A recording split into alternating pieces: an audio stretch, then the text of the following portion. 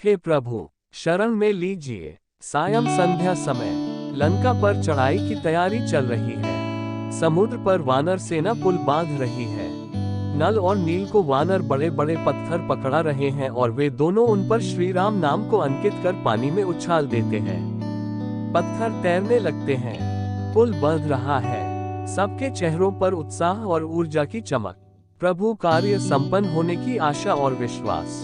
प्रभु यह दृश्य देखकर पुलकित हो रहे हैं, लेकिन मुख पर चिंता के भाव स्पष्ट दृष्टिगोचर हैं। वे भी इस उपक्रम में सहायता करना चाहते हैं, लेकिन भय है कि अगर उनका फेंका पत्थर पानी में डूब गया तो क्या परिणाम होगा।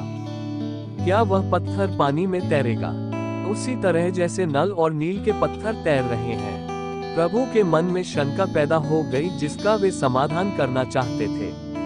इस शंका का परीक्षण करने हेतु वे कुछ दूर चलते हुए पत्थरों की ओट में चले गए और एक बड़ा सा पत्थर उठाया और गहरे पानी की ओर उछाल दिया। दुखद आश्चर्य, पत्थर पानी में डूब गया। प्रभु विचलित हो गए। यह क्या, पहली ही बार में असफलता। कुछ लज्जित से हुए। इतने में कोण में खाच। कोई हंसा। प्रभु को हंसने की आवाज सुनाई दी। अब तो वे और भी डर गए कि किसने उन्हें ऐसा करते हुए देख लिया। उन्होंने चारों ओर दृष्टि घुमाई, कहीं भी कोई दिखाई नहीं दिया। प्रभु ने सोचा उनका भ्रम है, यहाँ तो कोई नहीं है। हिम्मत करके उन्होंने एक बार फिर से प्रयास करने का विचार किया। एक छोटा सा पत्थर उठाया और पानी की ओर उछाला।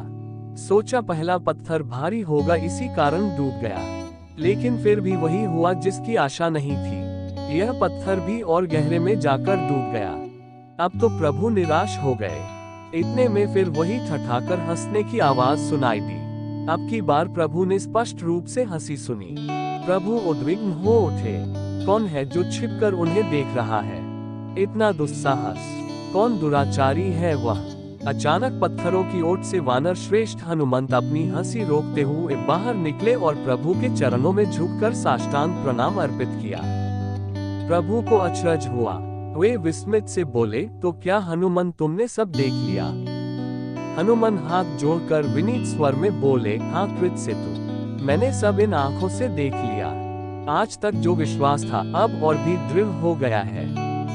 हनुमान ने कृतसेतु कहकर प्रभु की दुखती रग पर उंगली रख दी। प्रभु यह परिहास सह न पाए। किंचित रोष से आज्ञा देते हुए बोले, हनुमंत, मुझे विश्वास है कि तुम इस घटना का उल्लेख कहीं पर किसी से भी नहीं करोगे। इसे यहीं विस्मृत कर दोगे। कोई पूछेगा तो भी नहीं। हनुमान के चेहरे पर मुस्कुराहट आ गई। आंखें मटकाते हुए बोले, हे लीलावतारी सत्यनिष्ठ मर्यादा पुरुषोत्तम, आप मुझे झूठ बोलने की आज्ञा दे रहे हैं। प्रभु हड़बड़ा गए। नहीं हनुमान, हम तुमसे केवल सत्य छिपाने का अनुरोध कर रहे हैं। हनुमान सोच में पड़ गए। उनकी भ्रुकुटियां मुड़ गईं। कुछ परिकलन किया और संभवतया समीकरण ठीक न लगा। गंभीर स्वर में सिर हिलाते बोले, प्रभु दोनों एक ही तो बात है। प्रभु ने सोचा अब तो इस वानर श्रेष्ठ की खुशामद करनी होगी। चंचल कपि स्वभाव आसानी से नहीं मानेगा। तो मनुहार करते हुए अत्यंत प्रेम से श्री राम बोले, देखो हनुमान, तुम तो हमारे सबसे प्रिय भक्त हो और तनिक विचार करो, वानर सेना कितनी श्रद्धा से मेहनत से यह पुल बना रही है। अगर उन्हें इस घटना की भनक लगी तो सेना में हाहाकार मच जाएगा। उनका मनोबल चूर्ण हो जाएगा। और सोचो हमारे मान का क्या होगा। तुम तो भली भांति जानते हो कि यह पुल बनना हम सबके लिए कितना महत्वपूर्ण है और हमारी असमर्थता और अशक्तता की कितनी हंसाई होगी। नहीं, तुम हमारा अपमान कैसे सह सकते हो? हनुमान कुछ देर सोचते रहे।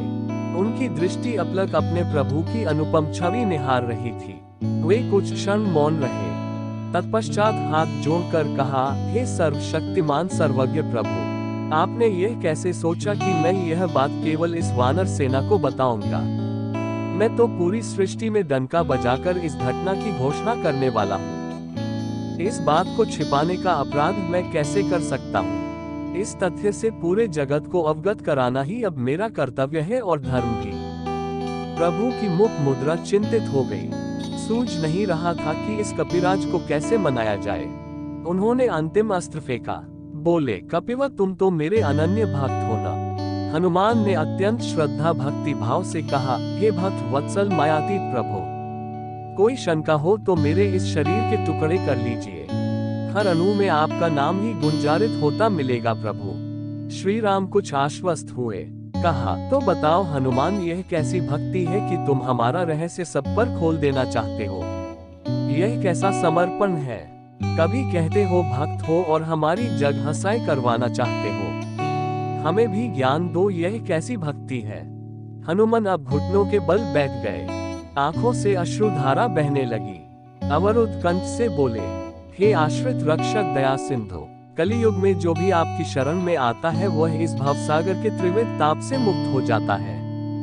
जड़ चेतन सभी पर आपकी अपार करुणा है।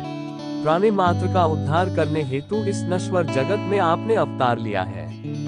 ऐसे परम हितकारी गुणों की खान आप ही अगर अपने इन श्रीकर कमलों से किसी को त्याग देंगे, पानी में डुबा देंगे, तो उसकी गति डूब जाने से इत्र और क्या हो सकती है। हे प्रणतपाल भगवंत, आपसे सविनय अनुरोध है कि कृपया प्राणियों के पापों को क्षमा करें और उन्हें कभी न त्यागें। आप करुणा निधान है प्रभु। चरण रज से शिला बनी माता अहल्या का उद्धार करने वाले प्रभु, आप अपने भक्तों को कैसे बिसरा सकते हैं? आप सर्वज्ञ हैं, आपका मर्म आप ही जाने। मैं मंदमती कपि आपको क्या ज्ञान दे सकता हूँ, लेकिन हाँ, आपकी शरणागति की महिमा अनंत काल तक प्राणी मात्र तक पहुँचाने का शुभ संकल्प आज आपके समक्ष ले रहा हूँ। हे प्रभु, मेरे संकल्प को सिद्ध कीजिए, दया कीजिए प्रभु, शरण में लीजिए। हनुमान के नेत्रों से निकली अश्रुधारा प्रभु के श्री कमलों का अभिषेक कर रही थी। श्री राम अत्यंत प्रसन्न हुए। उन्होंने हनुमान को उठाकर गले से लगा लिया और सिर पर हाथ रखकर कहा, कपि श्रेष्ठ, आज तुम फिर एक बार मुझसे जीत गए।